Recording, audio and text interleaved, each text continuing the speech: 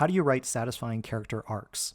The 1990 film Back to the Future Part 3 takes events from the first two films and delivers satisfying endings to character arcs by having the main protagonists confront significant challenges that force them to evolve. Let's jump in and see how the film achieves this. Picking up from the last scene of Back to the Future Part 2, this third film follows Marty McFly as he travels back to 1885 to help his friend Doc Brown.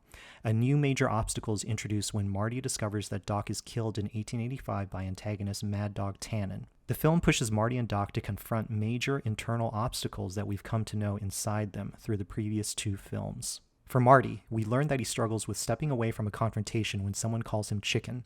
His pride is offended and he's likely to get himself into more trouble. We saw this play out in the second film when a middle-aged Marty lost his job when a coworker Needles convinced him to violate their workplace rules.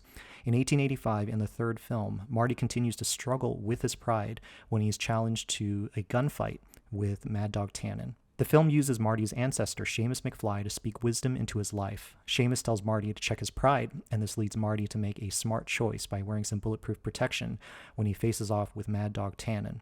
But more importantly, Seamus's advice sets up one of the last story beats in the film, which is when Marty returns to 1985 and is challenged to a street race by Needles. From the second film, we know that this street race led to Marty injuring his hand and ruined his music career prospects. We learn of this info through Jennifer, who was hiding out in the McFly home in 2015 and overheard a conversation from Marty's mom. The film draws out the tension at this street race, making us believe that Marty will engage in the race, leading to injury. We see the tension in Jennifer's face as she's panicking, but Marty makes a sudden choice to throw his truck in reverse when the race starts, leading him to escape injury. It's a major victory in his character arc because for the first time, Marty was thinking more with his head and not letting his pride get the better of him. For Doc Brown, the film writes a satisfying ending to his character arc by allowing him to be confronted with his own assumptions about time travel. In the first two films, he had always been careful about not disrupting the timeline, but in 1885, he falls in love with the new school teacher, Clara Clayton. While he initially tries to resist her, their attraction leads to them drawing closer together romantically.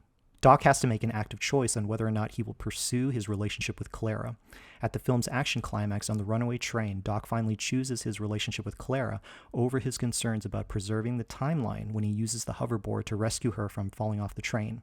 This leads to Doc not being able to return to 1985 with Marty in the DeLorean, but we emotionally feel that Doc has made a beautiful choice in choosing a love he never had. So when Doc reunites with Marty at the film's end in a time-traveling train, it's a delight to see him married to Clara, and they now have started a family with two young sons. Doc has evolved from the man we saw in the first film, which is very clear when he says to Marty and Jennifer, "It means your future hasn't been written yet. No one's has. Your future is whatever you make it, so make it a good one, both of you." These are hopeful words from a man who has changed over a character arc spanning 3 films. This third film has Marty and Doc believably make different choices than they usually would make in previous films, and this brings a satisfying closure to their character arcs.